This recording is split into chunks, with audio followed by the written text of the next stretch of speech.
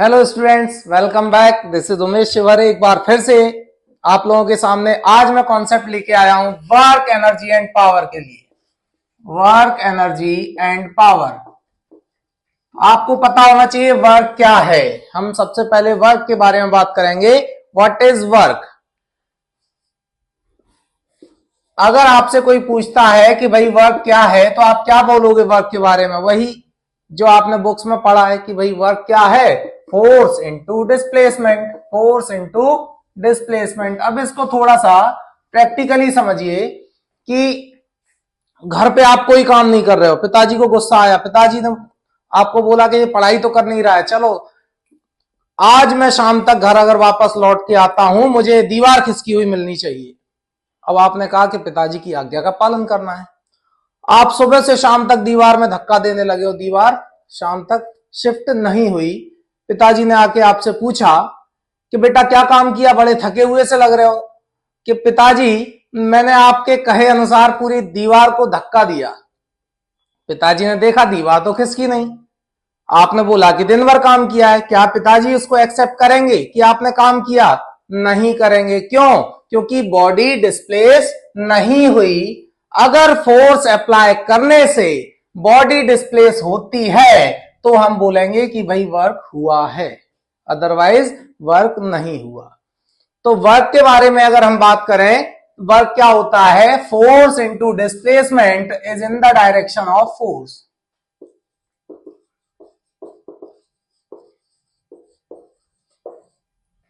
तो W is equal to, suppose F work force apply किया, F force apply करने से बॉडी में D डिस्प्लेसमेंट हो रहा है वर्क फोर्स की डायरेक्शन में, तो हमारा वर्क हो जाएगा F इंटू डी। सपोज ये हमारी कोई बॉडी है, इस बॉडी पर मैंने F फोर्स अप्लाई किया। F फोर्स अप्लाई करने से बॉडी में जो डिस्प्लेसमेंट, यहां से बॉडी यहां आ गई, तो जो डिस्प्लेसमेंट हुआ है वो कितना हुआ है? D। तो हमने बोल दिया कि भाई फोर्स की डायरेक्शन में डिस्प्लेसमेंट हो रहा है, तो यहां पर वर्क हो जाएगा F into D.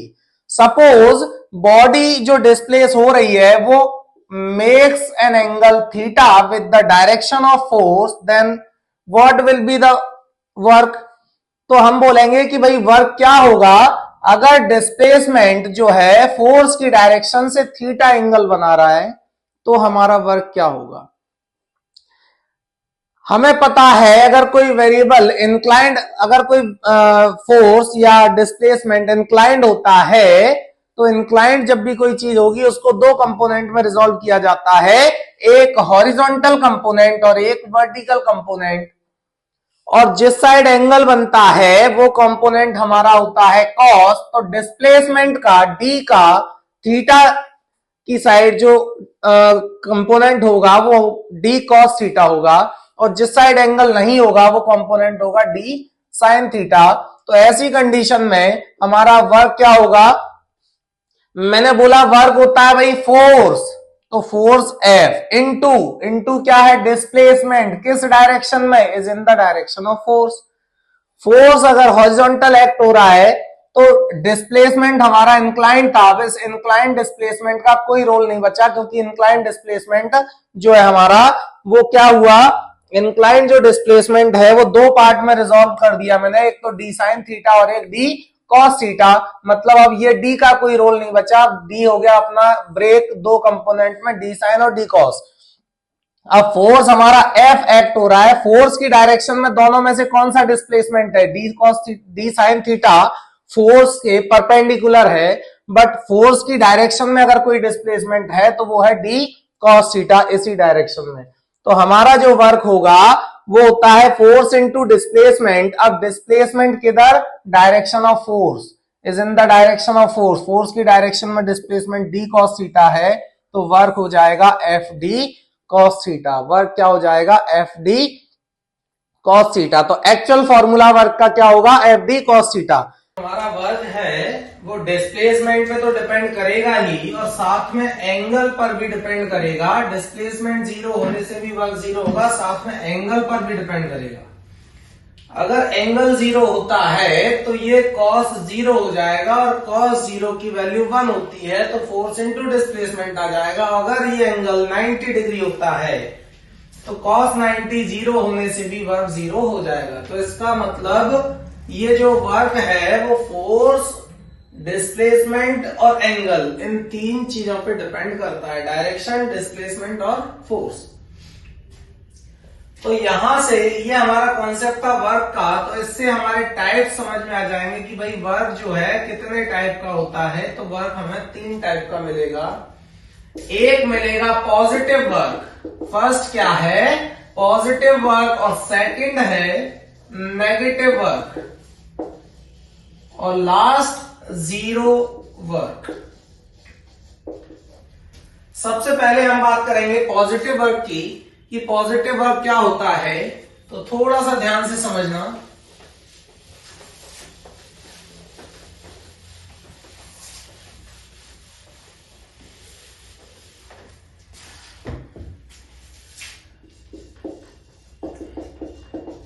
Positive work,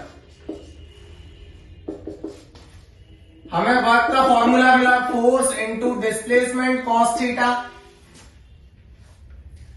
suppose ये हमारी बॉडी है, इस डायरेक्शन में मैंने फोर्स अप्लाई किया, फोर्स की डायरेक्शन हॉरिजॉन्टल है, ये डायरेक्शन आपकी परपेंडिकुलर है, फोर्स इस डायरेक्शन में एक्ट हो रहा है।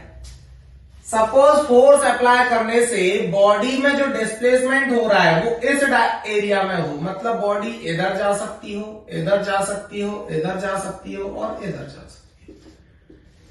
मतलब इस डायरेक्शन में बॉडी कहीं भी जाए तो आपका जो वर्क होगा वो कैसा होगा पॉजिटिव। इसका मतलब अगर इस डायरेक्शन में जा रही है, 90 को छोड़ दें तो 90 के इधर कहीं भी जा सकती है बॉडी।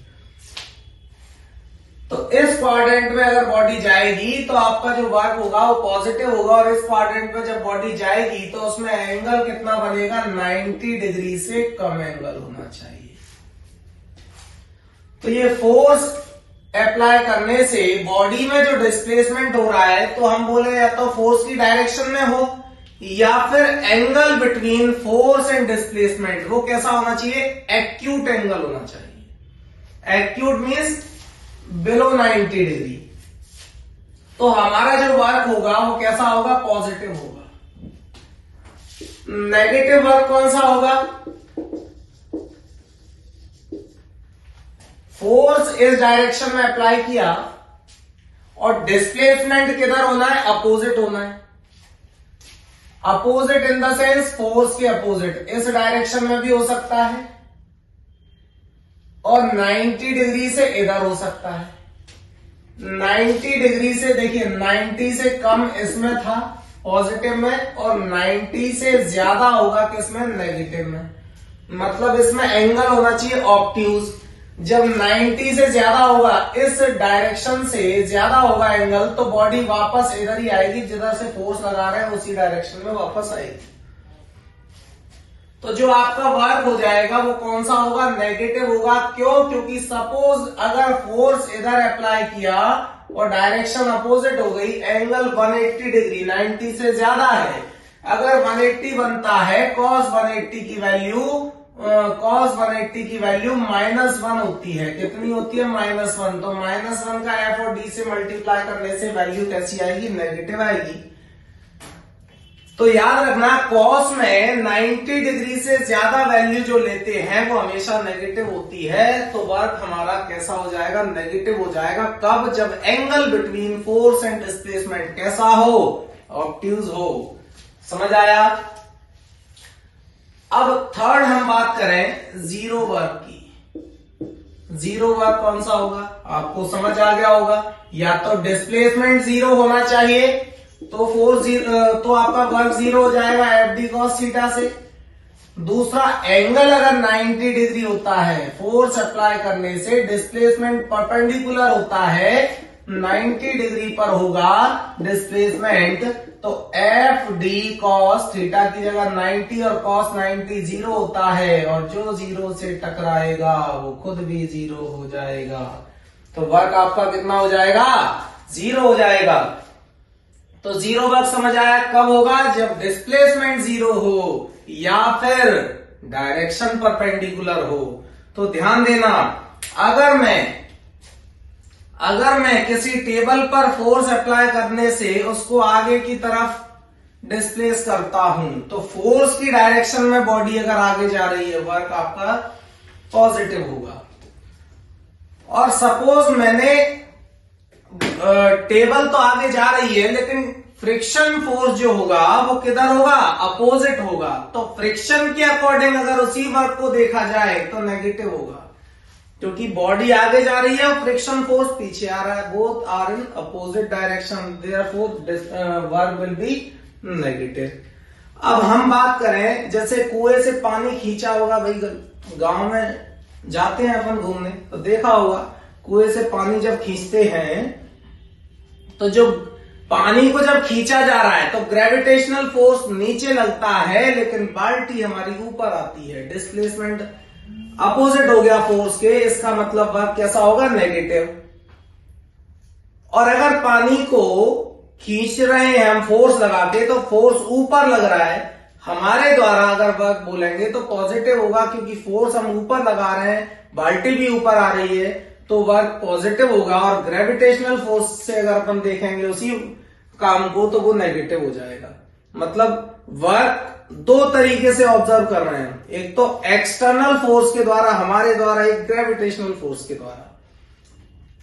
और जीरो वर्क क्या होगा भाई, सपोज मैं अपने सिर पे रख के कोई चीज को, कोई हैवी ऑब्जेक्ट को सिर पे रख के मैं आगे चला जा रहा हूं, जैसे पुली चलते हैं। अब बॉडी ऊपर है तो जो उसका वेट होगा, वेट भी एक फोर्स है, जो वेट होगा वो किधर एक्ट हो रहा है, वर्टिकली डाउनवर्ड, लेकिन पुली मूव किधर कर रहा है, आगे की तरफ। तो उस फोर्स के द्वारा जो डिस्प्लेसमेंट देखेंगे वो जीरो होगा, क्योंकि बॉडी डिस्प्लेस तो हो रही है लेकिन वो कौन के द्वारा हो रही है भाई, जो कुली है वो अपने द्वारा, खुद के द्वारा फोर्स लग रहा है, मस्कुलर फोर्स के द्वारा बॉडी आगे जा रही है, तो वहां पर उसके द्वारा वर्क हो रहा है, न कि ग्रेविटेशनल फोर्स या वेट के द्वारा। क्योंकि वेट वर्टिकली डाउनवर्ड है तो उसके द्वारा अगर वर्क होता तो बॉडी नीचे घुसती जमीन में, लेकिन जा किधर रही है, फॉरवर्ड डायरेक्शन में आगे। तो एंगल कितना बन रहा है, 90 डिग्री। अब एंगल 90 है, ये हमारा कुली है, सिर पे इसने ऑब्जेक्ट को रखा, मूव कर रहा है आगे, तो इसका जो वेट होगा वो वर्टिकली डाउनवर्ड, ये आगे मूव कर रहा है, तो एंगल कितना बन रहा है, 90 डिग्री। अगर एंगल 90 बन रहा है तो ये कॉन्सेप्ट हो गया, cos 90 जीरो होता है तो वर्क आपका जीरो हो जाएगा। तो ये आपके वर्क तीनों टाइप के मैंने आपको बता दिए कि भाई वर्क पॉजिटिव कब होता है, नेगेटिव कब होता है और जीरो कब होता है।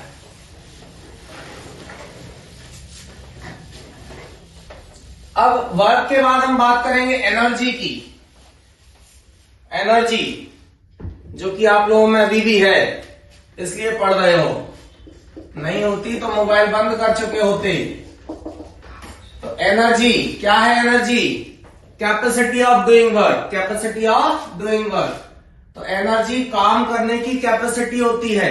जो अभी मैंने वर्क की बात की, फोर्स इंटू डिस्प्लेसमेंट, यूनिट क्या बनेगा, फोर्स की newton, displacement metre, newton into metre. But इसकी स्टैंडर्ड यूनिट साइंटिस्ट के नाम पर दी गई है, याद रखना, जूल। ये ऐसा यूनिट है। सीजीएस में जाओगे, न्यूटन की जगह फोर्स रहता है डाइन में, और डिस्प्लेसमेंट मेजर होता है सेंटीमीटर में, डाइन इंटू सेंटीमीटर। लेकिन स्टैंडर्ड यूनिट जो होती है वो होती है क्या, अर्ग। ये आपकी वर्क की सीजीएस यूनिट और एसआई यूनिट दोनों बता दी। इसके बाद हमने बोला कि भाई एनर्जी क्या है, तो एनर्जी बता दिया, कैपेसिटी ऑफ डूइंग वर्क, मतलब काम करने की जो कैपेसिटी होगी वही एनर्जी है। तो इसकी जो यूनिट होगी वो वही होगी जो हम वर्क की लेते हैं, मतलब जूल और अर्ग, यही एसआई और सीजीएस यूनिट होंगी एनर्जी की। अब एनर्जी जो है वो उसके बहुत सारे फॉर्म्स होते हैं, जिसमें से एक हम बात करें मैकेनिकल एनर्जी। मैकेनिकल एनर्जी क्या होती है, जो मैकेनिकल वर्क के द्वारा पॉसेस होगी। अब मैकेनिकल एनर्जी दो टाइप की आपकी स्टोर होती है, एक काइनेटिक एनर्जी और दूसरी होती है पोटेंशियल एनर्जी। काइनेटिक एनर्जी क्या होता है, kinetic energy the energy possessed by the body due to its motion, motion की वजह से जो एनर्जी स्टोर होगी।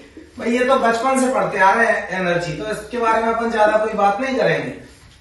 काइनेटिक एनर्जी क्या है कि भाई मोशन की वजह से जो एनर्जी स्टोर होगी वो आपकी काइनेटिक एनर्जी होगी, और kinetic energy is a part of energy, therefore its unit is joule और अर्ग। यूनिट वही होगी जो एनर्जी की होगी। अब काइनेटिक एनर्जी का फॉर्मूला क्या होता है भाई, half M V square. Kinetic energy का फॉर्मूला क्या होता है, हाफ एम वी स्क्वायर। और पोटेंशियल एनर्जी क्या होता है, energy passes by the body due to its position. Position की वजह से जो एनर्जी स्टोर होगी वो आपकी पोटेंशियल एनर्जी होगी। इसका फॉर्मूला क्या होता है, असली मसाले सच सच और mgh। कोई प्रॉब्लम इसमें, ये आपकी पोटेंशियल एनर्जी हो गई और काइनेटिक एनर्जी। अब अगर कोई पूछता है कि derive formula for kinetic energy, तो कैसे निकालोगे काइनेटिक एनर्जी के लिए फॉर्मूला। सपोज ये हमारी कोई बॉडी है जिसका मास है small m, initially body rest है, इसका मतलब इसकी इनिशियल वेलोसिटी 0 हो गई। फोर्स अप्लाई करेंगे तो बॉडी कुछ ना कुछ वेलोसिटी एक्वायर करेगी। तो वेलोसिटी कितनी हो जाएगी, मैंने बोला कि भाई डी डिस्प्लेसमेंट कवर करने के बाद, कवर करने से इसकी वेलोसिटी हो गई कितनी, v। फाइनल वेलोसिटी इसकी v हो गई, और डिस्प्लेसमेंट कितना कवर कर लिया, d। तो मैंने बोला वर्क कैसे निकालेंगे भाई, एनर्जी निकालना। एनर्जी क्या होता है, जो वर्क निकालोगे वो एनर्जी हो गई। तो हमें क्या निकालना है, वर्क। वर्क कैसे निकालोगे, फॉर्मूला होता है फोर्स इंटू डिस्प्लेसमेंट। अब फोर्स तो पता होना चाहिए, फोर्स क्या होता है, father is equal to mass, सबने पढ़ा होगा, F is equal to ma। तो F की जगह मैंने ma पुट किया, डिस्प्लेसमेंट d हो गया, ये हमारा वर्क हो गया। इसको मैंने इक्वेशन दे दी फर्स्ट, मैंने बोला from third equation of motion. Third equation of motion पता होना चाहिए। थर्ड इक्वेशन क्या होती है, v square is equal to u square plus 2as। Final velocity v है तो मैंने v पुट किया, इनिशियल वेलोसिटी 0 है तो u की जगह 0 plus twice of acceleration. Displacement कितना है d, तो मैंने s की जगह d ले लिया, v स्क्वायर आ गया आपका 2ad। अगर मैं यहां से ad निकालता हूं तो 2 कहां जाएगा, डिवाइड में, तो ad is equal to v square by 2 from equation first equation में ad की वैल्यू पुट कर दो यहां पर ad की जगह। तो क्या हो जाएगा, जैसे ही इसमें इस ad की जगह वैल्यू पुट करोगे तो आपका वर्क आ जाएगा m, तो मैंने ऐसे ही रखा, और ad की वैल्यू v स्क्वायर बाय 2। मैंने क्या किया, 1/2 अलग किया, mv स्क्वायर बचा, और नीचे लिख देना this work done is stored in the form of kinetic energy. जब यही वर्क आपका काइनेटिक एनर्जी होगा तो हम क्या करेंगे, वर्क की जगह काइनेटिक एनर्जी क्या आ जाएगी, हाफ एम वी स्क्वायर। कोई प्रॉब्लम इसमें, समझ आया। तो भाई आज के लिए इतना ही काफी है। नेक्स्ट जो वीडियो होगी उसमें हम वर्क एनर्जी थ्योरम के बारे में आगे बात करेंगे। आज के लिए इतना ही काफी है। Thank you, good night.